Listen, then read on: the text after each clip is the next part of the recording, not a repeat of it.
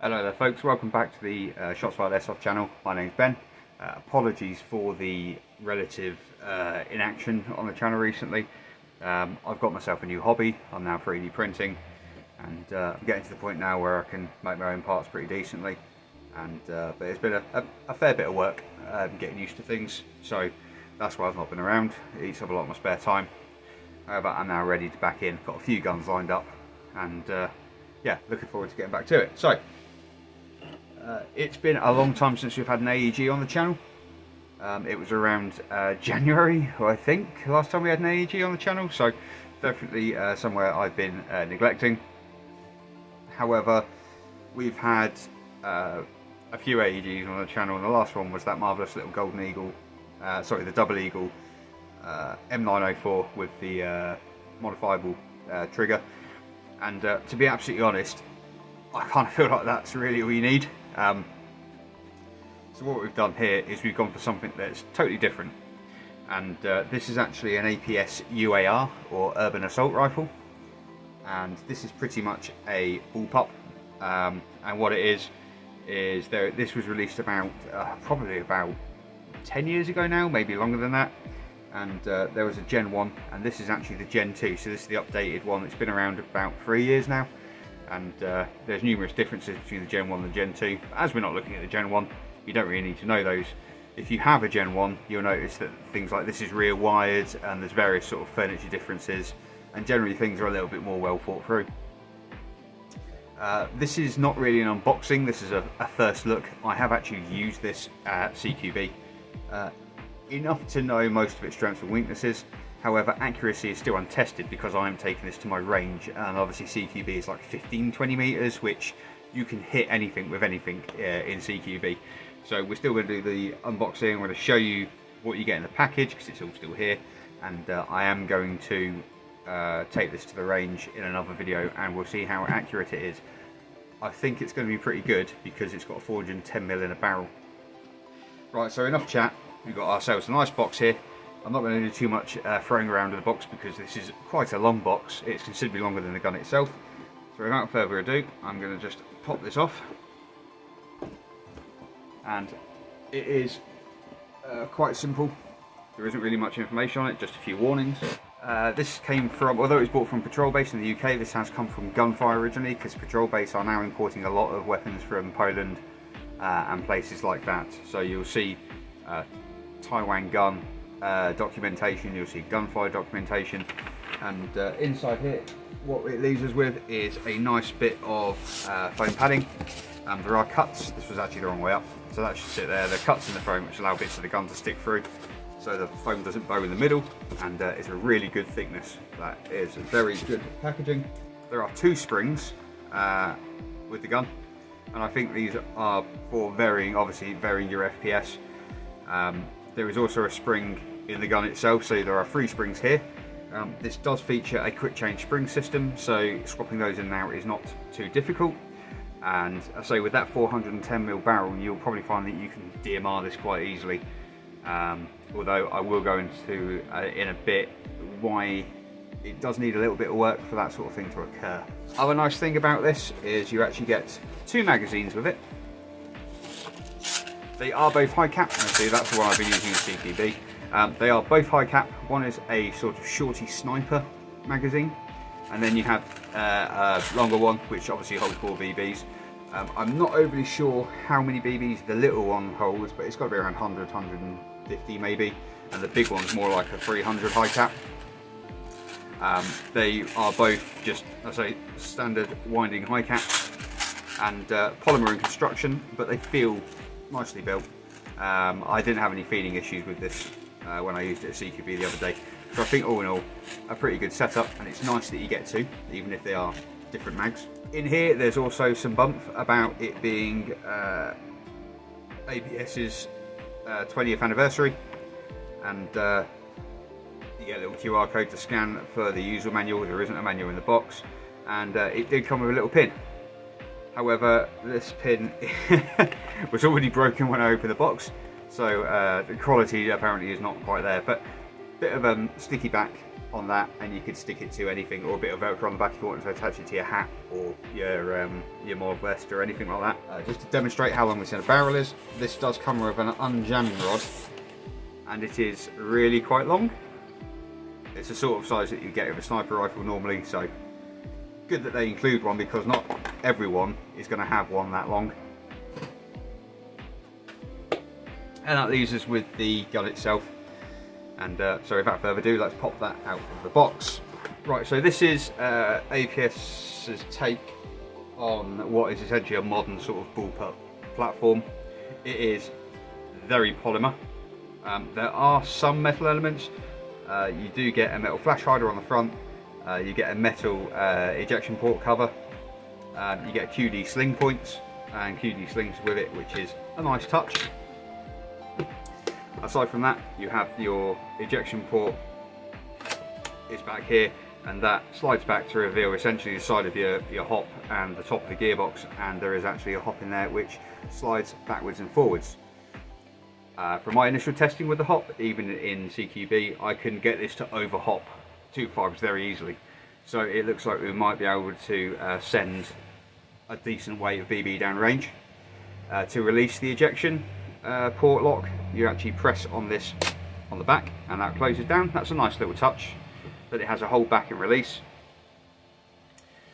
Moving to the middle of the gun, we have a firing selector, and this doesn't feel that fantastic, I'm not going to lie to you. So it will select full auto, semi-auto, doesn't it gets kind of locked up. It is ambidextrous, so if you hold both and move them, it is a bit happier, but it's not the nicest feeling selector that there has ever been. Next up, we've got magazine catch, and you're probably thinking, well, it's a bullpup, so allow me to demonstrate. This magazine is empty. If I pop that in there, you see we are in. You can actually release the mag by pressing the button at the front, which is a very nice touch. So you don't have to come back here and strike the rearward magazine release. So you can pull the mag out by pressing the release by essentially using your trigger finger, and that is ambidextrous, as are the other controls. So on this side, moving further forward, you've got rails on the top, which is a decent size. Obviously it's quite a forward position rail on the side, rail on the bottom, and then a rail on the off side. The gun is held together with pins, so these are essentially just normal push pins. They just pop out like so. They do move quite easily, which is nice. I've had some of these quick release pins that you do actually need a tool to actually push them back through, and we don't suffer with that here, so that's very nice. There are 1, 2, 3, and then to take a little bit from the G36 platform of weapons, we actually have 3 holes in the top of the rail there for you to deposit your pins whilst the gun is field stripped, essentially. And then moving up the front, we have our sort of mock gas block here. That is purely for show. Doesn't obviously do anything on the AEG, and it also probably wouldn't do anything on the gas blowback version if there was one. And then we have this lovely full metal flash hider, and you'll notice that the inner barrel comes all the way to the tip of the flash hider. And at this point you're probably thinking, well, this thread is 14mm negative, but how am I supposed to use a tracer if this sticks all the way out? There is actually a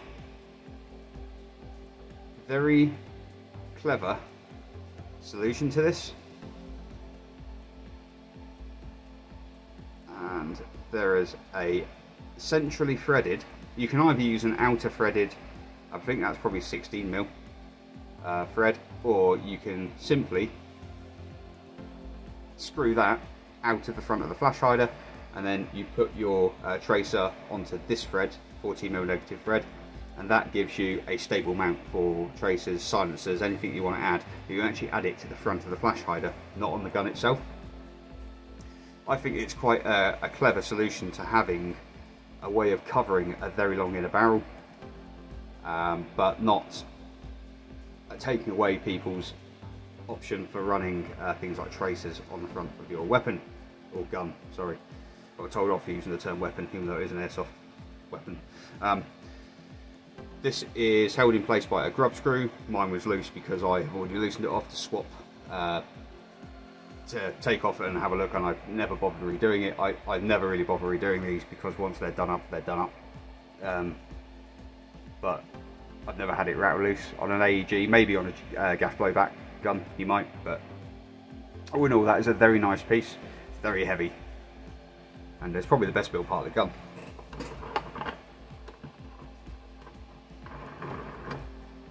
Right, so that's pretty much it for the overview.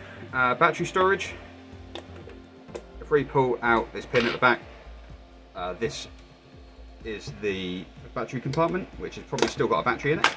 Yes, it has. But it's got my little 7.4 Spectrum LiPo in there from using it the other night.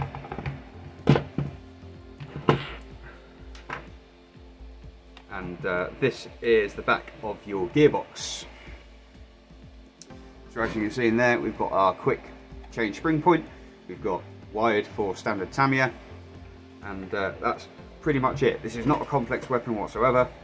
It is cheap, at about £140 in the UK. That is reasonable money for something which is actually quite full of features.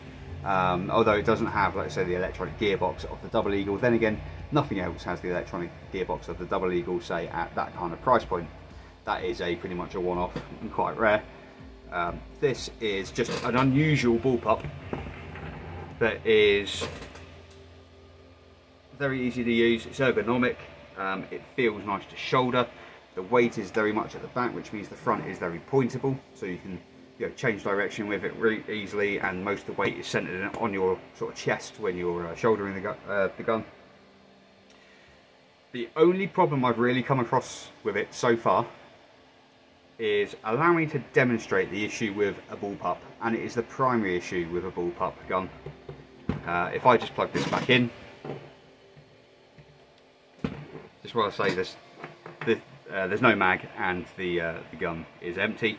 So allow me to just demonstrate the trigger on this. No magazine in the gun is empty, and I'm just going to gradually start squeezing. So nothing yet. Nothing yet, nothing yet. I'm sure sooner or later it's got to fire. Oh, there we go. Yeah, look at that.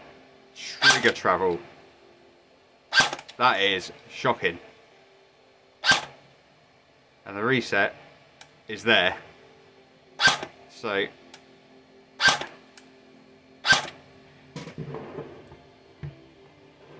overall, if that could be sorted out, it needs to be sorted out. No gun should ever leave any kind of factory with that kind of trigger pull.